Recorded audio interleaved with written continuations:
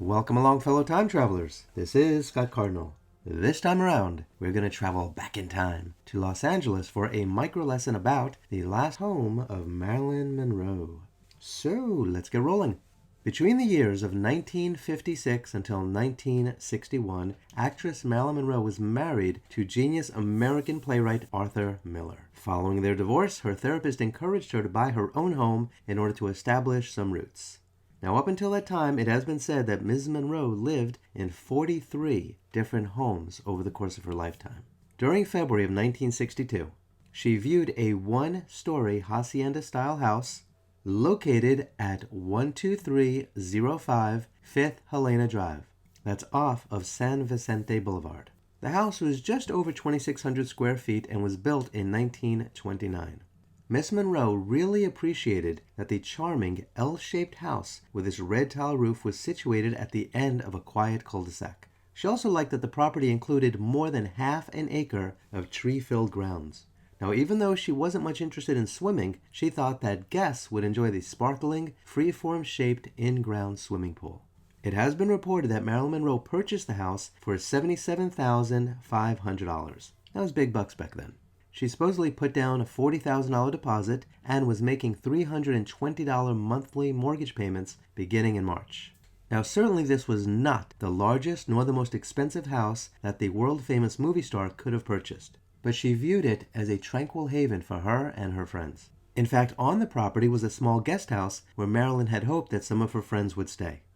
And soon after buying it, she casually referred to it as a cute little Mexican-style house with 8 rooms.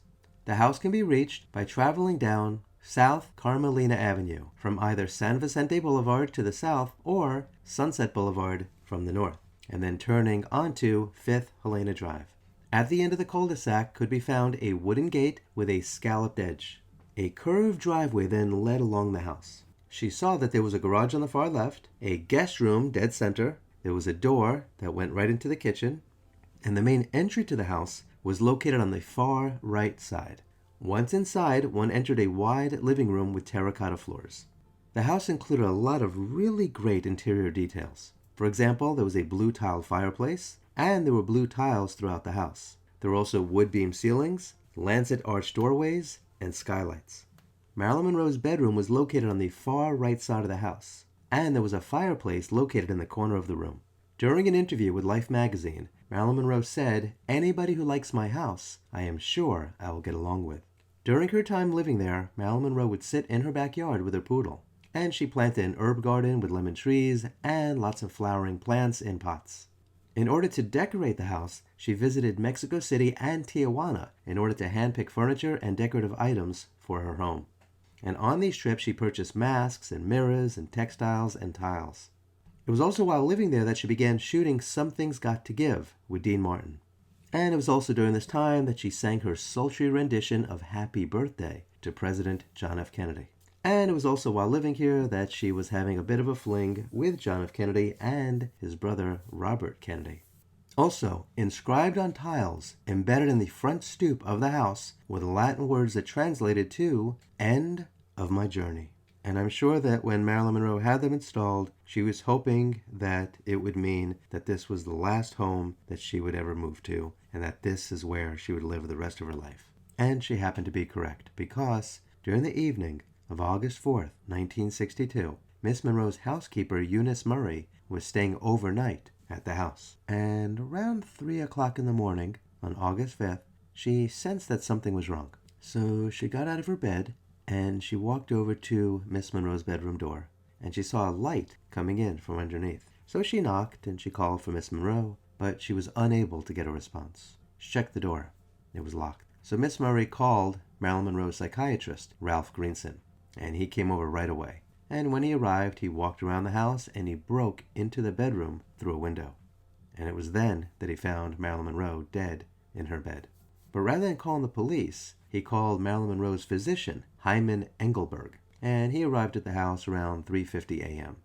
And it was he who pronounced her dead. At 4:25 a.m., the Los Angeles Police Department was finally notified, and it was determined that Marilyn Monroe died between 8:30 p.m. and 10:30 p.m. on August 4th, 1962. By the way, most of the furniture and decorative items that Miss Monroe purchased were unpacked or in storage elsewhere in the house. The property has changed hands many times over the years. In fact, the residence was also the home of at least two other people in the entertainment industry. One was Veronica Hamill, and what's interesting is that during remodeling, Hamill and her husband said that they found surveillance and bugging equipment in the roof and in the walls of the house. The equipment was thought to have been installed secretly during the time that Marilyn Monroe was allegedly involved with JFK and Robert Kennedy. Also, director Michael Ritchie bought the house for $995,000 in 1994. Oh, and when Anna Nicole Smith moved out of the Playboy Mansion, the only place that she wanted to live was Marilyn Monroe's old home in Brentwood. So she rented the house for a year. Over the course of time, the house has been expanded and updated. Among some of the other things, the dark wood paneling and the wall-to-wall carpeting has been eliminated. Also, the kitchen has undergone a significant transformation. Marilyn's former bedroom has been changed. For example, the entry door was moved to another wall. The guest house and the main house were joined together and several rooms were added. Also, the house was purchased in 2012 for $5.1 million. And then the property went up for sale again in 2017. And that time it was listed for $6.9 million and it sold for $7.25 million. But the outdoor spaces are mostly unchanged from when Marilyn Monroe resided there. The property still has that elegant grassy backyard. It's got the sparkling pool, and the surrounding gardens and some of the citrus trees that she planted continue to flourish. And so this concludes this micro lesson about Marilyn Monroe's house in Brentwood.